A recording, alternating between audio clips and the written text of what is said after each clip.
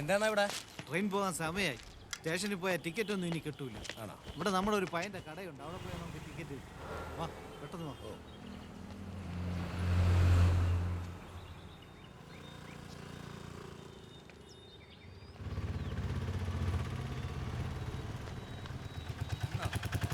തിരുവനന്തപുരത്തേക്ക് ഇനി ട്രെയിനൊന്നും ഇല്ലെന്നാ. ഇവിടെ ജനശതാബ്ദി പോയി, ഇനി മാവേലിയേ ഉള്ളൂ. 6:45 മാവേലി വരെ. വായിലേ ഊപ്പാട് വരും അതിലൊക്കെ പോയാൽ. എനിക്ക് തിരുവനന്തപുരത്തോട്ട് പോകാൻ ആഗ്രഹമൊന്നും ഇല്ലെന്നാ. ഇവിടെ അണ്ണന്റെ പൈലുള്ള അവിടെ. അതാണ് എന്റെ പേടി. തിരുവനന്തപുരത്തേക്കാണോ? എനിക്ക് കുറച്ചു നാളത്തേക്കൊന്ന് മാറി നിൽക്കണം. അപ്പൊ ഒരു തോന്നൽ, അന്വേഷണം തിരുവനന്തപുരത്തേക്ക് മാറ്റിയാലോ എന്ന്. കൊള്ളാം, പറ്റിയ സ്ഥലം. എന്താ, എനിക്ക് പോയിക്കൂടെ? അപ്പൊ ആർക്കും തിരുവനന്തപുരത്ത് പറ്റി വലിയ അത്യാവശ്യമൊന്നുമില്ലല്ലേ? ആ, ഒരു യാത്ര, അത്രേ ഞാൻ ഉദ്ദേശിക്കുന്നുള്ളൂ. യാത്രയിലൂടെ കഥാപാത്രങ്ങൾക്ക് ഇറങ്ങിച്ചെല്ലാൻ പറ്റൂ. യാത്രയിലൂടെ ജീവിത സാഹചര്യങ്ങളെ അടുത്തറിയാൻ പറ്റൂ. സർവജ്ഞപീഠം കേട്ടിട്ടുണ്ടോ? ആദി ശങ്കരാചാര്യർ ധ്യാനിച്ച സ്ഥലം, കുടജാത്രയിലെ സർവജ്ഞപീഠം.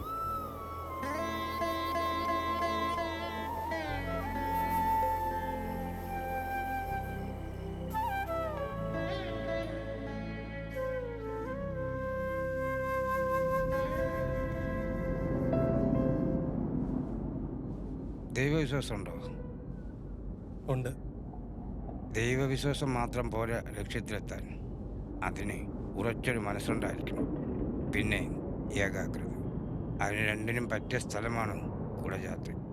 കുടജാത്രിയിലെ സർവജ്ഞപീഠം. സർവജ്ഞപീഠമൊന്നും കയറിയില്ലെങ്കിലും കുടജാത്രി.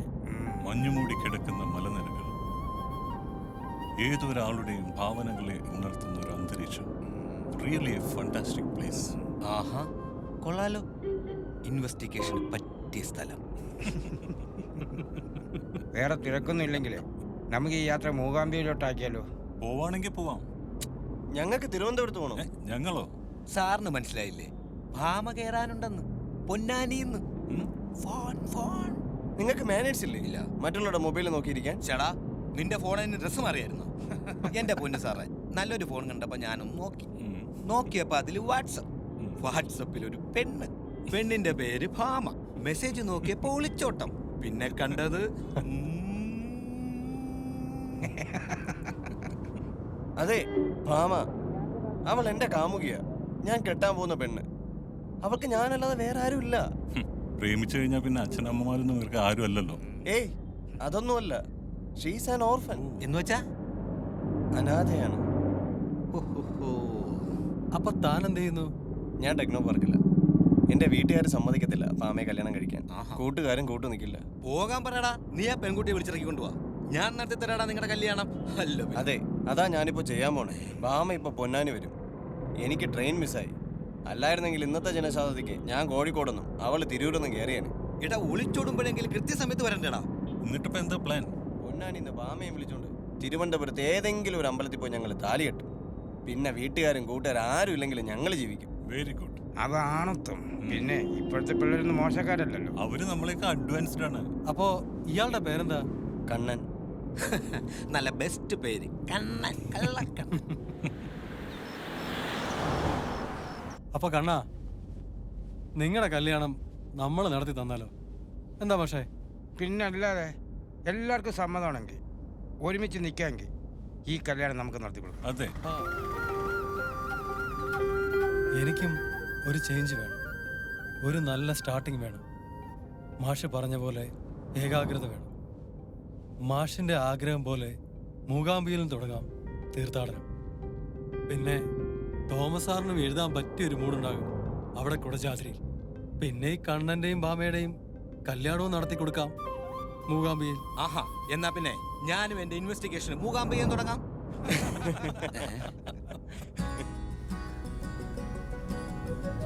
എടാ, നീ ഇത് കറക്റ്റ് ആയിട്ട് പറഞ്ഞോളൂ.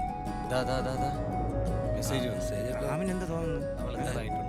അതാ അവള് അവിടെ വന്നിട്ട് ഹോട്ടലിൽ വെയിറ്റ് ചെയ്യാൻ തുടങ്ങി. അപ്പോൾ ഓളവിടെ വെയിറ്റ് ചെയ്യാം. രാമേ, ഓട്ടം കൊണ്ട് നിങ്ങൾ എവിടെ വെച്ചാണ് നീ ധൈര്യമായിട്ടില്ലടാ. എവിടുന്ന് അടിച്ചു മാറ്റിയത്? എവിടാ? എത്ര അല്ലേ? ആള് സുന്ദരിയാണോടാ? എത്ര ഫോട്ടോ കാണിച്ചു. എത്ര ആ, ഫോട്ടോ കാണട്ടെ. ഇതാ എന്റെ ഭാമ. പരിചയപ്പെട്ടിട്ട് നമ്മളെ കൂടെ കാണിക്കണേ ഫോട്ടോ. ഓ, അതാ അവള്.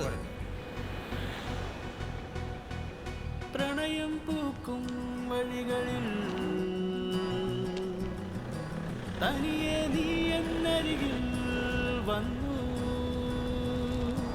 നീ അഴകായ അരികിൽ നണയും നേരം ഉള്ളം പാടി പുതുവരി.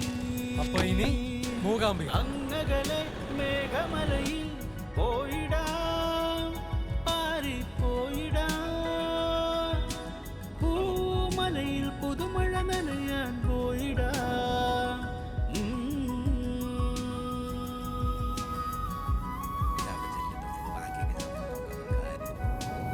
നോക്കാം.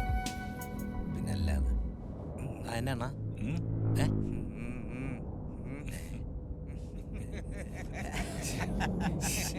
അയ്യോ.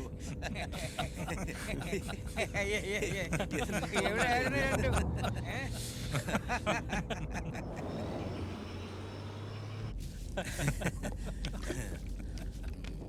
അവരുടെ പ്രേമിക്കല്ലേ? രണ്ടും വണ്ടി തന്നെ ഉണ്ടോ? ഉണ്ടെടാ, പറടാ.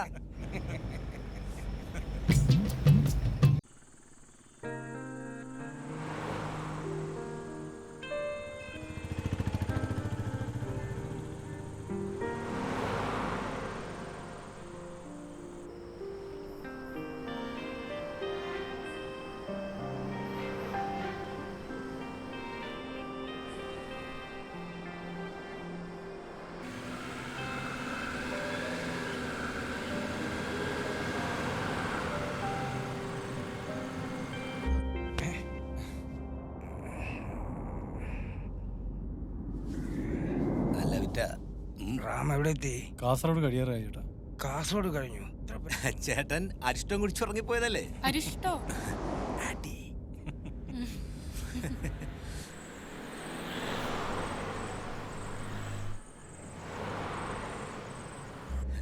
അപ്പൊ സാറേ, ബോർഡർ കടക്കുന്നതിന് മുമ്പ് നമുക്ക് കൂടി കുറച്ച് അരിഷ്ടം ആയാലോ?